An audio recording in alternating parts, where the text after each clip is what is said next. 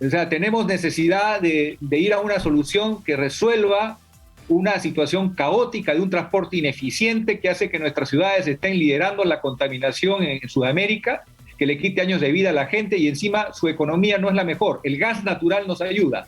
Con el gas natural tendríamos flota nueva, costo menor y menor contaminación por 24 años. Y estamos conectados para hablar precisamente de este tema con Pedro Gamio, ex viceministro de Energía. Pedro, muy buenos días. Buenos días, a tus órdenes. Ayer Gino Michelini, hoy Guido Penano han insistido sobre lo mismo. Una posible solución a esta crisis con el precio del combustible es bajar los impuestos al combustible, ¿no? A ver. Y sí, justamente cuando ellos lo están diciendo, el gobierno anuncia que va a incluir algunos combustibles en el Fondo de Estabilización de Precios. O sea, ¿cuál es la salida? ¿Cuál es desde tu punto de vista y con la experiencia que tú tienes? A ver, Nicolás, yo he llamado analgésico a esta solución. ¿Por qué un analgésico? Porque no cura al enfermo, sino simplemente le hace mantenerse aliviado aparentemente del dolor un tiempo corto, en este caso 30 días. O sea, en pocas palabras, en Europa, en otros países se reduce impuestos, pero ya existe una reforma de fondo encaminada. La flota es nueva, la flota utiliza en muchos casos electromovilidad, utiliza gas natural. El Perú no, el Perú tiene doble problema. O sea, tenemos necesidad de ir a una solución que resuelva una situación caótica de un transporte ineficiente que hace que nuestras ciudades estén liderando la contaminación en Sudamérica, que le quite años de vida a la gente y encima su economía no es la mejor. El gas natural nos ayuda. Con el gas natural tendríamos flota nueva, costo menor y menor contaminación por 24 años. ¿Cómo no ir a una solución de fondo? ¿Se puede resolver? En un año sí, en un año se pueden adquirir 1.000 vehículos, grandes buses, grandes camiones, se le da la cuota inicial a través del chatarreo de la unidad vieja al camionero, al dueño del bus de transporte, en lugar de apostar a un fondo de estabilización que el propio Sinermin ha mostrado en un informe que no llega a el usuario, el que necesita el beneficio. Claro. Ahora, el consumidor. Pero, por ejemplo, ya tú dices, no podemos seguir poniendo parches, sino tener un proyecto. Es decir, vamos a transformar, ¿no es cierto?, el transporte. Pero vamos a empezar a hacerlo ya, ¿no es cierto? Porque hablamos y hablamos, pero hay que empezar a hacer las cosas. Y mientras tanto, podemos tomar algunas medidas, como por ejemplo, bajar. A mí lo que Gino Michelini hizo unos cuadros me parece absolutamente razonable, incluso desde el punto de vista de los ingresos de la caja fiscal, porque él dice, se ha proyectado los ingresos de los impuestos que vienen de los combustibles con un precio del petróleo que es en este momento la mitad de lo que era en ese momento. Es decir, que si tú haces... Pero hay un problema ahí, ¿sabes cuál es? ¿Pero cuál? Hay un problema en eso, Nicolás. En el gobierno de Sagasti se hizo lo mismo. Ya hubo una huelga en ese gobierno, estamos hablando de hace poco tiempo, y se devolvió el selectivo al consumo como medida de solución aparente. Solamente los formales recibieron la devolución y hay un gran número de informales que nunca pudieron registrarse. Entonces, el cuadro es complicado y no se logró lo importante, que es una flota más segura y más económica y que dé el servicio que se espera. Entonces, no es la primera vez que se habla de esta fórmula.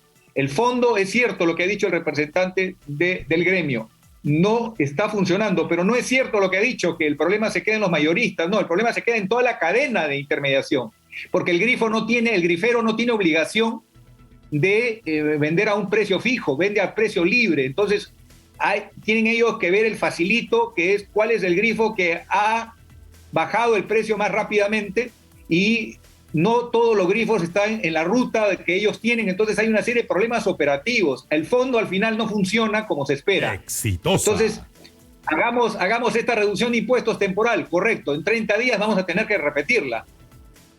Pero la solución de fondo a mí me parece urgente. ¿Por qué? Porque tenemos cómo avanzar en una flota que dé una calidad de servicio y una economía, un escudo de protección que ya quisiera tener otros países. 24 años de gas natural para reformar el transporte y hacer que sea más seguro y económico. Y eso va a beneficiar a mucha gente. La carga de todo tipo de materiales y de bienes, y también el transporte de personas.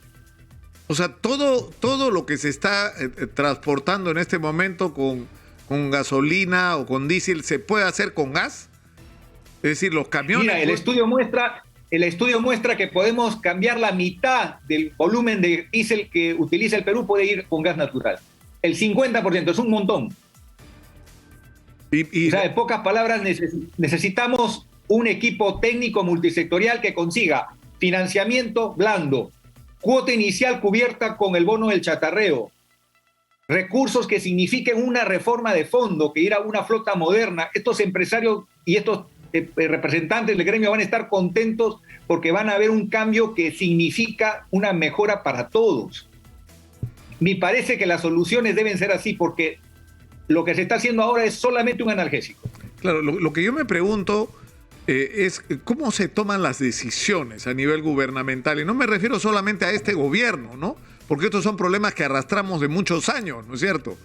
Es decir, de la crisis esta del transporte. Tú mismo has recordado, en el gobierno de Sagasti hubo paro de transportistas y hemos estado todo el tiempo con las mismas quejas, ¿no es cierto? De que sube el combustible o sube el petróleo a nivel internacional, sube el precio del combustible, baja y los transportistas no se enteran porque a ellos no les llega la rebaja. O sea, estamos así dependiendo de una manera, digamos, muy dañina de los vaivenes del mercado internacional, cuando, como tú dices, tenemos un gas natural que nos podría dar un combustible más barato y menos contaminante. O sea, la pregunta es quién toma las decisiones. Que se gana, ¿no? Correcto, y no repetir recetas sin adaptarlas a nuestra realidad. Nuestra realidad tiene características más complicadas que otros países, porque tenemos un transporte en crisis que se lleva 8 personas cada día por la inseguridad vial. Necesitamos una flota moderna con un combustible más limpio que ponga en ventaja este escudo de protección maravilloso que es menores costos. Ya quisieran otros países tener un gas que cuesta mucho menos de lo que está hoy el mercado internacional, Europa o China pagando. Entonces, creo yo que el médico tiene que estar preparado y tiene que dar la receta que no signifique esa historia de darle un analgésico a la garrapata que tenemos en el oído y se va a dormir, pero luego va a despertar y va a empezar a molestar otra vez. Entonces, no estamos resolviendo el problema. Ahora, yo tengo una pregunta. ¿Tú has hablado con la gente del gobierno, con la gente del Ministerio de Energía y Minas, con el presidente del Consejo? O sea, tú eres un técnico, tú eres una persona altamente calificada, tienes todo el tiempo estás dando opiniones, entiendo que tú eres un consultor. O sea, ¿no te pueden convocar para preguntarte tu opinión? Y no solo la tuya, porque hay otra... Sí. La semana pasada estaba en un foro que presidió el ministro del Ambiente que fue muy constructivo. Ahí se hablaron de estos temas de las energías renovables que en el mercado eléctrico también ayudan a abaratar el costo de la tarifa eléctrica, y tenemos para avanzar mucho con el sol y con el viento.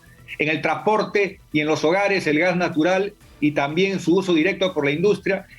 Creo que sí existe el conocimiento de estas ideas y de esta hoja de ruta, pero falta el equipo cohesionado y completo con todos los miembros calificados, y que haya diálogo y que haya un trabajo en los temas importantes del país. Creo que el ministro del Ambiente es uno de los pocos técnicos calificados que se distingue y marca una diferencia muy grande con el resto de colegas. No todos tienen esa hoja de ruta y esa trayectoria. Entonces, hemos podido dialogar. El viceministro de Electricidad también es un ingeniero de carrera que ha trabajado en una empresa de distribución en el norte del país, pero de ahí ya después no puedo seguir la lista, ¿no? Porque o sea, justamente estamos discutiendo, fíjate tú, cómo aprender de lo que ha pasado en lo que nos está pasando de bueno en el fútbol para trasladarlo no a la esfera de la política, a la esfera de la toma de decisiones gubernamentales, ¿no es cierto?, de la gestión pública. ¿Y eso qué significa?